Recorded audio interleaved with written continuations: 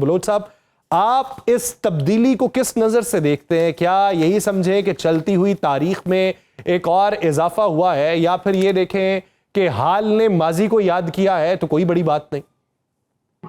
जी देखिए, ये तब्दीली हम देख रहे थे, बल्कि 2 हफ्ते पहले मैंने याद था, 2 हफ्ते पहले जब प्रेसिडेंट ट्रंप बीजिंग में मिले मिस्टर शी से, और मिस्टर शी चाइनीज प्रेसिडेंट ने जब थिसोडिडिस ट्रैप की बात की, तो वो बड़ा वाज़ेह हो गया कि उन्होंने वार्न कर दिया कि अब आपको कन्फ्रंटेशन छोड़ के कोएग्जिस्टेंस की बात करनी पड़ेगी। और मेरा इसी टाइटल से आर्टिकल भी मैंने लोगों के लिए किया था, वो छपा भी था कि from confrontation to coexistence. So I still believe, और वही मेरा कहना है जो मैंने उसमें थीसिस में दिया है, कि अब अमेरिका डेफिनेटली चाइना के साथ वो कन्फ्रंटेशन वाली पॉलिसी छोड़ के कोएग्जिस्टेंस वाली पॉलिसी करेगा।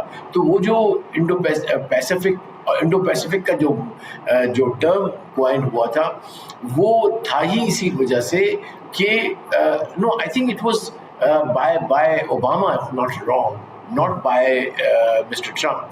तो ये उसने जब वो पिवट टू द ईस्ट की बात की थी, तो उस वक्त ये उन्होंने चेंज किया था।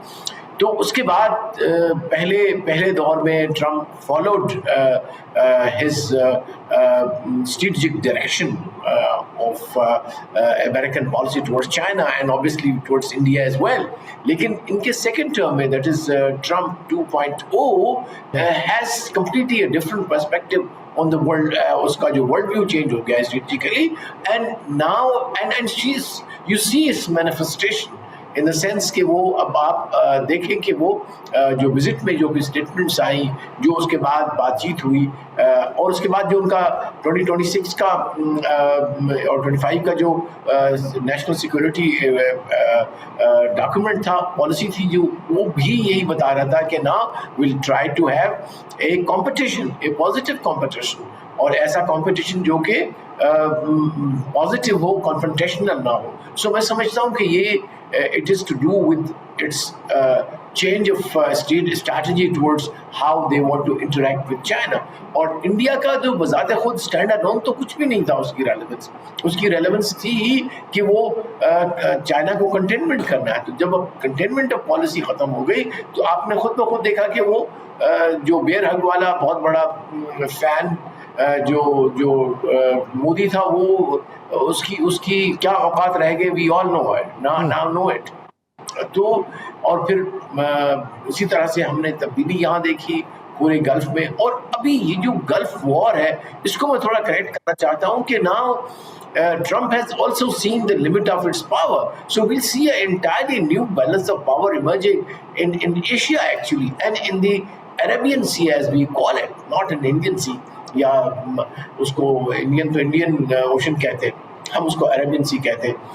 और तो वो उसमें आप देखिएगा कि मुकम्मल तौर पे शिफ्ट आएगा, उसमें एक नया, होपफुली दैट्स माय एस्पिरेशन, एक नया सिक्योरिटी आर्किटेक्चर आएगा। यानी आप समझ रहे हैं कि एक नया सिक्योरिटी आर्किटेक्चर आने वाला है, और इसी वजह से ये तमाम तर तब्दीली जो है आपको पजीर हो रही है। मेरे पास 5 मिनट है, उसके बाद मुझे कमिटमेंट है, क्योंकि आपने डिले से किया है। ठीक है, तो मुझसे सवाल अगर पूछना है तो पूछ लीजिएगा।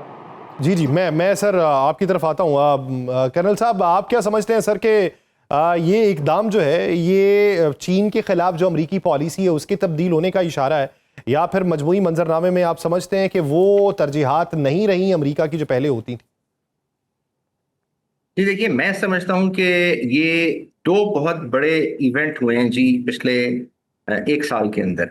एक तो जो मार्का हक हुआ, और मार्का हक ने एक बहुत ही कैटेक्लिज्मिक चेंज लाई। वो तो जो हमें नजर आ रही है सामने, वो तो है ही, लेकिन इसके साथ साथ इसने जो मिलिट्री इंडस्ट्रियल बेस था वेस्ट का और अमेरिका का, पूरी दुनिया का ध्यान वहां से हटा के एक नए उभरते हुए मिलिट्री इंडस्ट्रियल बेस की तरफ कर दिया, जो चाइना और पाकिस्तान पे मबनी है। आप देख सकते हैं कि इस वक्त पूरी दुनिया, African countries, even European countries, Middle Eastern countries, Arabian countries, Arab peninsula की, वो भी पाकिस्तान को, चाइना को, इनके जो प्लेटफॉर्म्स हैं उसके ऑर्डर दे रहे हैं। दूसरा, जो ईरान और जो यूएसए का कन्फ्लिक्ट हुआ, उसने जो स्ट्रेटेजिक रीसेट कर दिया इस पूरे इलाके के अंदर। जैसे इससे पहले शिराजी साहब भी बात कर रहे थे कि जो डोमिनेंस है अमेरिका की वो खत्म होगी।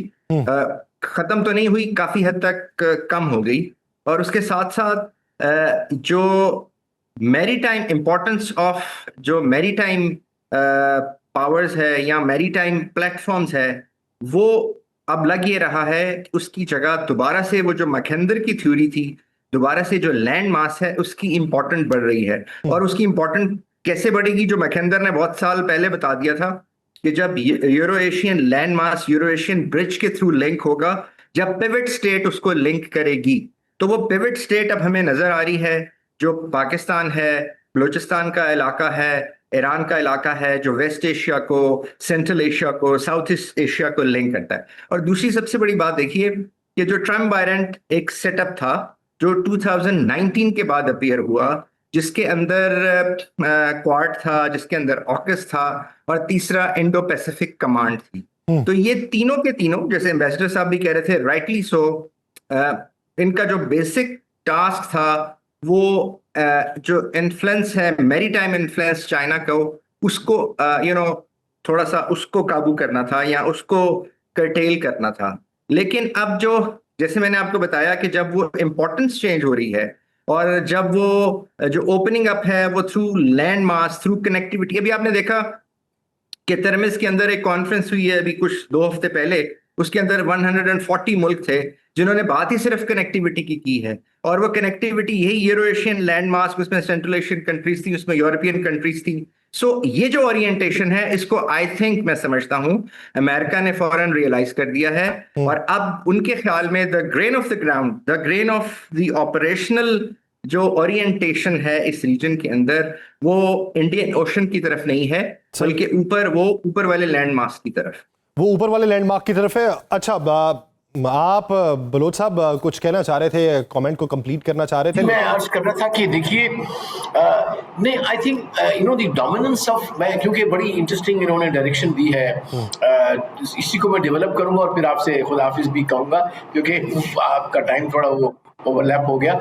तो basically no, I think the oceans will be the deciding factor always.